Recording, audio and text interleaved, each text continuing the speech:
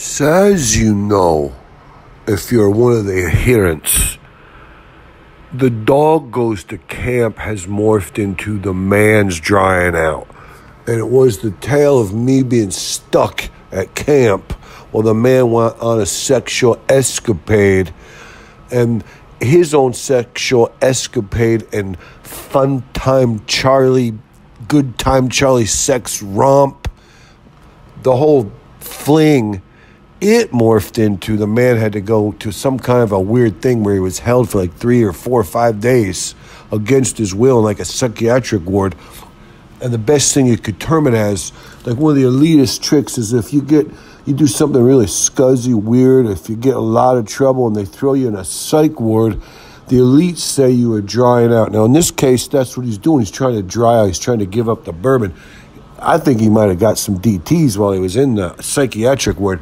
But the whole thing is that the man's wonderful getaway fling, they saved up a lot of his money for. It took him a long time to save up the money to go, It turned into he had to become apprehended and incarcerated. They've always put the elites in a good place. He got put in a rubber room for 3 or 4 days while he was drying out and having delirium tremens.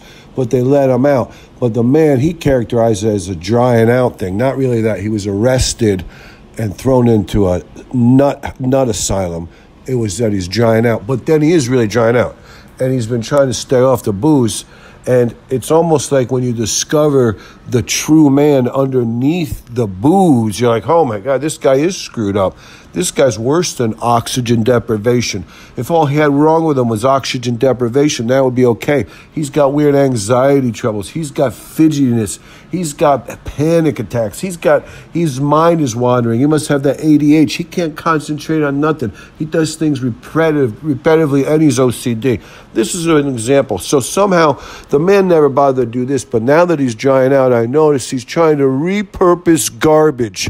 His new big thing in life is to try to cut way down on his carbon footprint and his use of plastic, and now he's repurposing garbage. Like when he goes to McDonald's and he gets a cup of coffee, he rinses out the coffee cup and he puts it on the shelf in the big pantry.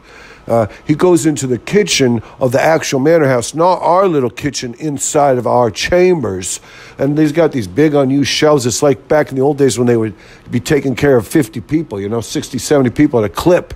They needed big shelving. Now he's just got these, all kinds of garbage that he's clean and stacked up there like a McDonald's cup. He says, I want to reuse it. When I go outside for a walk, and I don't want to bring my own coffee cup. I want to bring a paper coffee cup.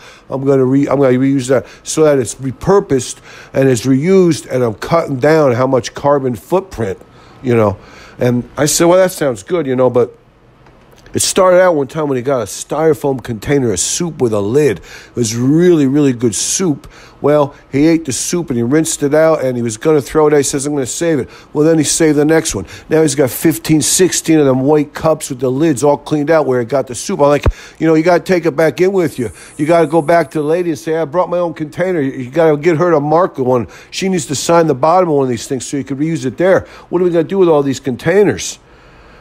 Anytime he gets a plastic container, he likes to buy nuts. This nut mixture in a plastic container. He's trying to reuse the Planters peanuts.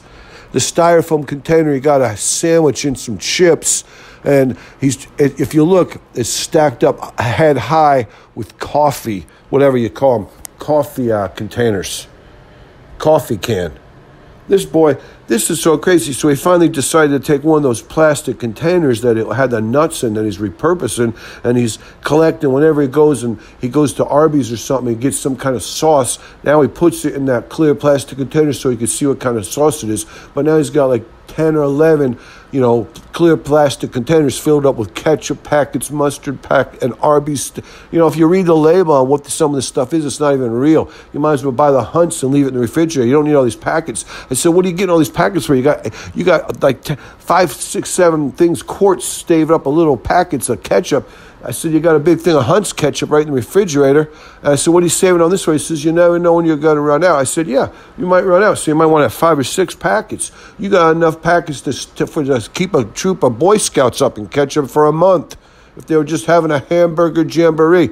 I'm like, you're burying yourself in all this repurposed garbage. You have to reuse it and then throw it away. You're trying to slow down your garbage use. All you're doing is collecting and storing garbage. You got to reuse the garbage or it's not repurposed. And he says, sometimes things come to him. I need a container. I go and get the container. I was like, yeah, but it's not happening enough. You get an excess buildup of garbage, cleaned garbage. So instead of drinking bourbon, relaxing, watching TV, this guy's cleaning his garbage and storing it in the kitchen. I mean, this is the kind of thing where I'm up against. This is the kind of thing I'm dealing with here.